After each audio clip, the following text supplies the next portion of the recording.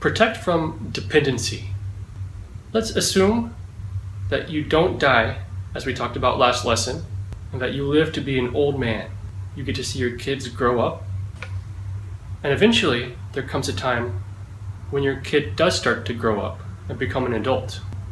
And each dad has to protect against letting their kids be dependent on them as they age.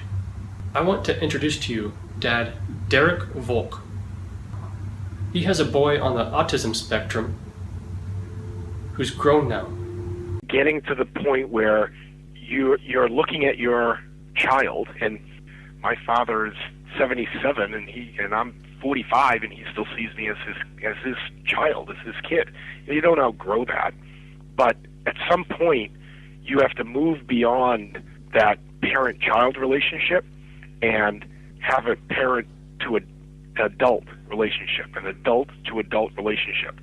And we can't continue to be facilitators of him going through life as if he depends on us.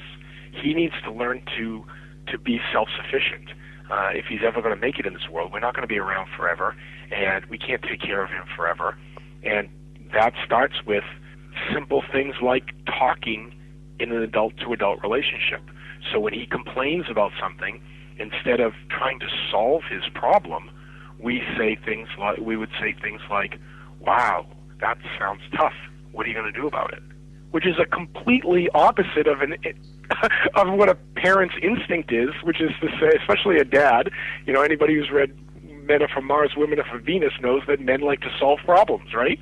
So we like to solve problems for our wives when they tell us what their problem is, when really all they want us to do is listen, and we want to solve their problem, and we do the same thing with our children. So we want to go in and solve the problem. Here's what you do, Dylan. Here's how you take care of that. And what we had to learn how to do is back up and say, "Wow, that sounds tough. What are you going to do?" And let him solve his own problems. So it starts with communication, and it went everything to when we went out to visit him in Utah, that they told us in the program, no shopping. You can't go take him on a shopping spree. If he needs a haircut or wants to buy some toothpaste, that's fine. But don't go into the mall and buying him all kinds of new clothes. He has to learn to be independent. Yeah, I brought that up because as dads, we all have to kind of cut that cord at some point. It might differ for different children at different ages, but there is that adult-child relationship that eventually morphs into the adult-adult relationship.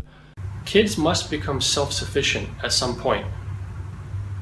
How will you move beyond the parent-child relationship to the parent-adult relationship? A key part of that is letting them solve their own problems. You don't want to be a dad that overprotects, as that will lead to dependency. What can you do to foster independence?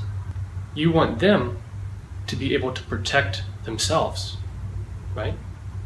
That is the goal. As a dad, you want your son or daughter to become independent someday.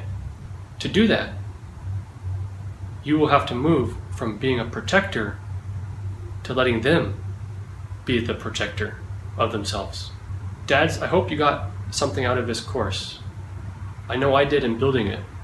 It's your duty to protect your child.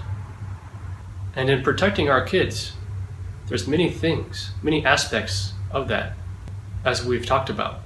I want to wish you luck in raising your kids and protecting them as best as you can.